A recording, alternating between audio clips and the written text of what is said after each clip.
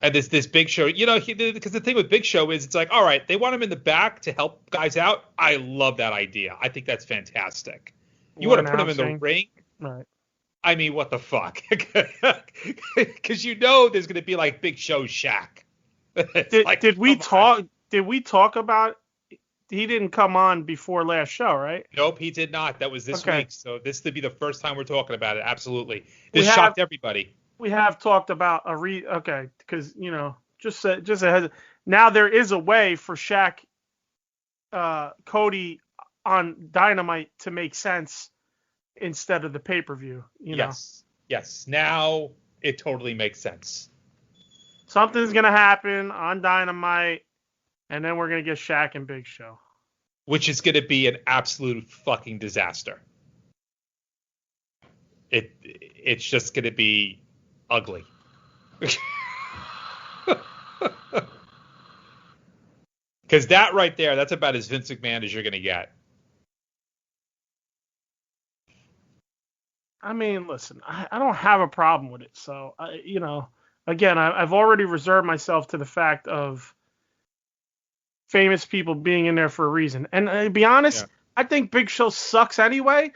Well, what's the difference if you put two sucky big guys in? It's nothing Vince or wrestling hasn't seen in the past.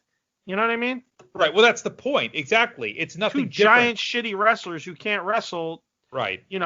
Just because they're big, they so whatever, man. I mean, they fucking WCW had Mongo McMichael there forever. Yeah.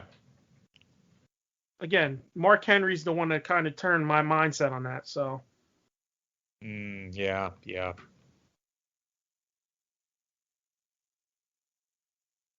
I just fucking am not I'm not a Giant fan. I never was.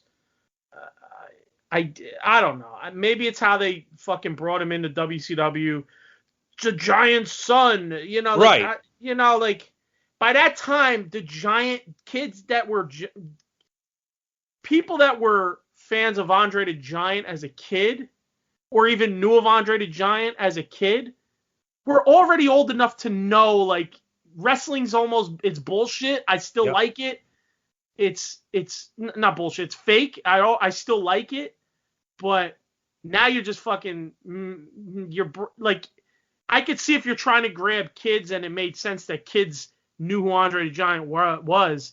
But at that time frame, 95, was it 95, I believe? That was 95, 96 that he came in. Yeah. It was like 90, I want to say it's 95 with Dungeon of Doom. Because it was kind of not too long after Hogan joined WCW. Oh, you're right. Yeah, you're right. Which was 94. So, so for me, it's like, I can understand if you were trying to grab people who didn't believe wrestling was fake, but at that point, you're now talking to the people that knew Andre and now know wrestling's fake and just they're on the train. You know what I mean? Yeah. Yeah. So you're talking to me who now it's like, I don't have that same vibe as when I was a little kid.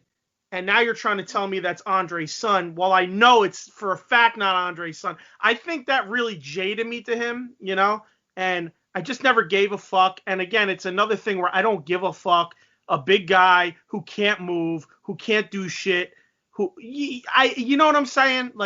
He just beats everybody because he's huge. I don't like that. I never did. I don't even give a fuck about Andre. I'm going to be honest with you. Whatever. Andre had more of a mystique to him than actual talent.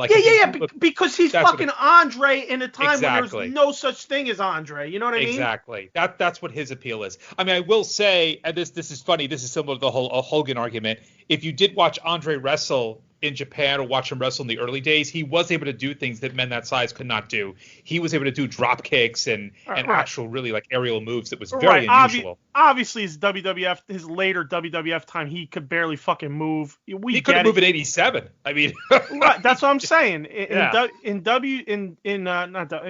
When he was in the '60s and '70s, of course the guy could move a little bit for a big guy. He was also wasn't. He was huge, he was tall and shit, but he wasn't as massive, thick. You know what I mean? Obviously, the older you get, you kind of fill out a little bit, So, I don't know. I was never a fan of these big fuckers, and But I'll it's tell not my you, thing, man. for all the issues with the Giant when he was in WCW, he was leagues worst in WWE when they introduced him. He was awful. I'm sure at that point he had already given all his younger self in WCW, and then he comes to WWF, and I'm sure they paid him handsomely to take him away from WCW. Oh yeah. And he was like, what the fuck, man? I do what I want in WCW. I'm gonna come to WWF and do what the fuck I want, you know? Yep.